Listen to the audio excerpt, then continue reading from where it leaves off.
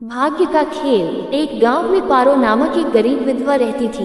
उसका एक पुत्र था। वह इतनी गरीब थी कि घर में 4 बर्तन भी ढंग के नहीं थी। लड़का अभी छोटा था। पारो ने बड़े प्यार से उसका नाम नसीब सिंह रखा था, मगर वह इतना बदनसीब था कि उसके पैदा होने के कुछ समय बाद ही एक बीमारी से उसके पिता की मृत्यु हो गई। पारो घरों में चौका बर्तन आदि करके उसे पाल रही थी। उसे पक्का विश्वास था कि नसीब सिंह बड़ा होकर उसके सारे संकट दूर कर देगा और उसका बुढ़ापा चैन से गुजरेगा। इसी आस में रात दिन मेहनत करके वह अपने बेटे को पाल रही थी। नसीब सिंह था तो छोटा, किंतु समझदार बहुत था। संयम और धीरज की उसमें कमी न थी। किसी भी बात को गहराई तक जानने की उसमें प्रबल उत्सुकता रहती थी।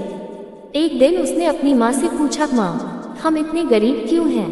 ये सब तो ईश्वर की मर्जी है बेटे। दुखी स्वर में पारो ने कहा, सब नसीब की बात है। मगर नसीब सिंह यह उत्तर पाकर संतुष्ट नहीं हुआ। वह बोला, ईश्वर की ऐसी मर्जी क्यों है बेटा? ये तो ईश्वर ही जाने। अगर ईश्वर ही जाने तो ठीक है, मैं ईश्वर से ही पूछूंगा कि हम इतने गरीब क्यों हैं। बताओ माँ, बताओ कि ईश्वर कहाँ मिलेगा। पारो तो वैसे ही परेशान रहती थी, अतः उसकी बातों से उकता कर उसने कह दिया, वह जंगलों में रहता है, लेकिन तुम वहां न जाना। लेकिन नसीब सिंह ने दिल ही दिल में उसी क्षण इरादा बना लिया कि वह ईश्वर को ढूंढेगा और पूछेगा कि आखिर हम इतने गरीब क्यों हैं। एक दिन वह जंगल की ओर चल दिया। जंगल घना और भयानक था। चलते चलते नसीब सिंह बुरी तरह थक गया, मगर भगवान की परछाई भी उसे दिखाई नहीं दी। अतः वह थक हार कर पत्थर की एक शिला पर जा बैठा और सोचने लगा कि भगवान तो यहाँ कहीं नहीं है। आखिर गरीबी दूर कैसे हो?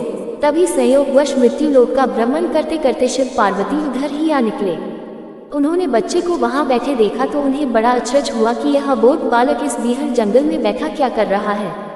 भगवान शिव ने बालक से पूछा, तुम कौन हो बालक, और इस जंगल में बैठे क्या कर रहे हो? मैं ईश्वर को ढूंढ रहा हूँ। ईश्वर को? पार्वती चौंकी और पूछा, मगर क्यों? ईश्वर से तुम्हें क्या काम है? मैं उनसे पूछना चाहता हूँ कि हम इतने गरीब क्यों हैं? दूसरों की तरह हम पर भी भाग्य की कृपा क्यों नहीं है? निर्भीक सिंह ने निर्भीकता से उत्तर दिया। माँ पार्वती और भगवान शिव उस बच्चे का साहस देखकर बहुत प्रसन्न हुए। माँ पार्वती तो करुणा की सागर है। उन्हें उस बच्चे पर बड़ी दया आई और भगवान शिव से मुखातिब होकर बोली, प्रभु, इस बालक का कुछ कीजिए। हम कुछ नहीं कर सकते पार्वती, क्योंकि इसके भाग्य में यही सब लिखा है। भाग्य देवता के लेख के अनुसार इसे ऐसा ही जीवन भोगना है। नहीं नहीं स्वामी, आपको कुछ करना ही होगा। माँ पार्वती हठ करने लगी। जिद न करो पार्वती, यदि हम उसे कुछ दे भी देंगे तो वह इसके पास नहीं रुकेगा। इसे वैसा ही जीवन जीने दो जैसा भाग्य देव चाहते हैं। नहीं प्रभु, इसकी गरीबी दूर करने के लिए आपको इस पर कृपा करनी होगी। जब माँ पार्वती जिद करने लगी तो भगवान भोले शंकर ने बच्चे को एक हार दे दिया। हार पाकर नसीब सिंह बहुत प्रसन्न हुआ और खुशी खुशी अपने घर को चल दिया। माँ पार्वती संतुष्ट थी कि उन्होंने एक अबोध बालक की मदद की और अब उसके दिन सुख से कटेंगे। लेकिन त्रिकालदर्शी भोले बाबा जानते थे कि यह हार उसके पास रहेगा ही नहीं। चलते चलते नसीब सिंह के पेट में अचानक दर्द उठा और वह शौच के लिए इधर उधर देखने लगा। उसने भगवान शिव का दिया हार पत्थर की एक शिला पर रख दिया और झाड़ियों के पीछे चला गया। तभी एक चील कहीं से उड़ती हुई आई और उस हार को उठाकर उड़ गई। अरे मेरा हार! सब कुछ भूल कर लड़का चील के पीछे भागा, मगर कब तक वह चील का पीछा करता, कैसे पकड़ता उसे? एक आध बार पत्थर उठाकर उसने चील को मारने की कोशिश की, किंतु चील अधिक ऊंचाई पर थी। कुछ ही पलों में चील उसकी नजरों से ओझल हो गई तो वह बड़ा दुखी हुआ और रोते रोते अपने घर की ओर चल दिया। घर पहुंचकर उसने माँ को सारी बात बताई, मगर पारो को उसकी बात पर बिल्कुल भी विश्वास नहीं हुआ। हाँ, उसकी बात सुनकर थोड़ी सी उदास अवश्य हो गई, लेकिन नसीब सिंह माँ की उदासीनता देखकर हतोत्साहित नहीं हुआ। उसने मन ही मन निर्णय लिया कि वह कल फिर वही जाएगा और भगवान शिव पार्वती को अपनी विपदा सुनाएगा। उसका विश्वास था कि भगवान शिव उस धूर्त चील को अवश्य ही दंड देंगे। भगवान शिव ने पार्वती से कहा, देखो उसके पास कल वाला हार नहीं रहा, उसे एक चील भी उड़ी है और दूसरा हार पाने व उस चील को दंड दिलवाने की इच्छा लिए वह लड़का आज फिर आया है। पार्वती देवी ने फिर भगवान शिव से प्रार्थना की, आप चाहे चील को दंड दे या न दे, किंतु इस लड़के की सहायता करके इसकी निर्धनता दूर करें। हम अब कुछ नहीं कर सकते देवी, यदि तुम जिद करती हो तो हम ब्रह्मा से कहते हैं, वही इस बालक की कुछ सहायता करेंगे। कहकर भगवान शिव ने ब्रह्मा जी को बुलाया और सारी बात बताकर आग्रह किया कि आप ही इसकी कुछ मदद करें। तब ब्रह्मा जी ने लड़के को हीरे की एक अंगूठी दे दी। लड़के ने अंगूठी जेब में रखी और खुशी खुशी अपने घर चल दिया। उसने सोच लिया था कि वह अब एक पल के लिए भी अंगूठी को अपने से अलग नहीं करेगा। चलते चलते अचानक उसे प्यास लगी। वह सरोवर के किनारे पहुंचा और जैसे ही वह चुल्लू भरकर पानी पीने के लिए झुका, वैसे ही उसकी जेब से अंगूठी निकलकर पानी में जा गिरी और इससे पहले कि वह उठाता, एक मछली उसे निगल गई। नसीब सिंह फिर रोते रोते घर आया और माँ को सारी बात बताई। बेटा, जब तक भाग्य में नहीं है तब तक कोई भी चीज नहीं रुकेगी, माँ ने उसे दिलासा देते हुए कहा। जब भाग्य देवता खुश होंगे तो मिट्टी भी सोना बन जाएगी, मगर इस प्रकार किसी के देने से हमारी गरीबी दूर नहीं होगी। उसे समझाकर माँ अपने काम में लग गई। मगर नसीब सिंह भी हार मानने वाला नहीं था। उसने मन ही मन सोच लिया था कि वह कल फिर जाएगा। तीसरे दिन वह फिर जा पहुंचा। शिव और पार्वती उसका ये साहस देखकर बहुत खुश हुए।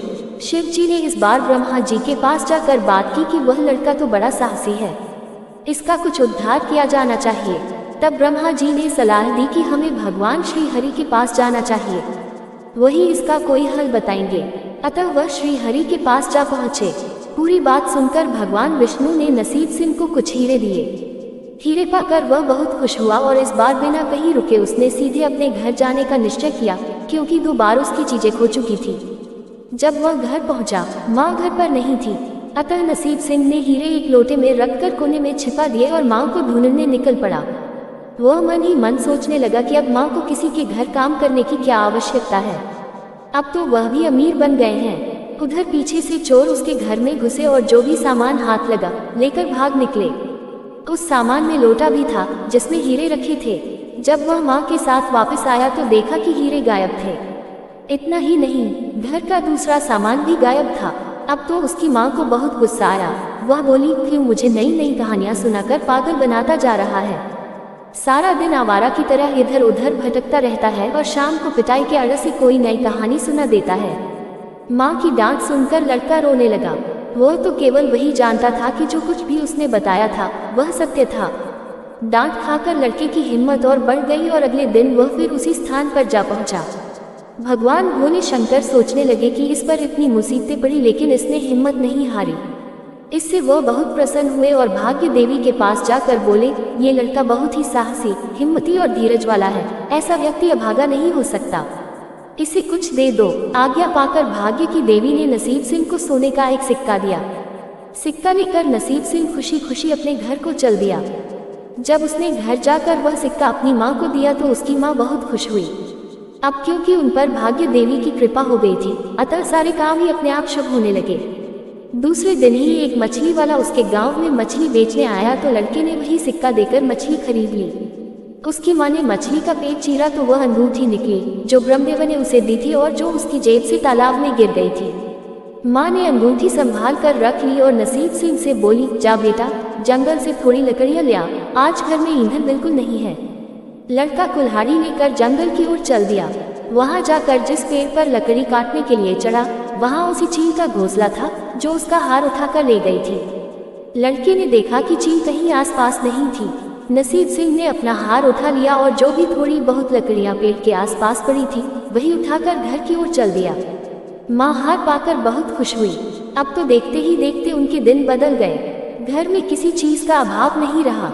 फिर ईश्वर की कुछ ऐसी करनी हुई कि जो चोर उसके घर से हीरे चुरा कर ले गए थे, उन्हें सपने में महादेव ने चेतावनी दी कि जो हीरे उस लड़के के घर से चुरा कर लाए थे वे तुरंत वापस कर दो, वरना तुम्हारा सर्वनाश कर दूंगा। चोर उसी दिन हीरे उसके घर पर दे गए और अपनी गलती के लिए माफी भी मांगी। इस प्रकार उस अभागे का भाग्य चमक उठा। अब उसके घर में किसी चीज की कमी न थी और उनकी गरीबी सदा के लिए समाप्त हो गई।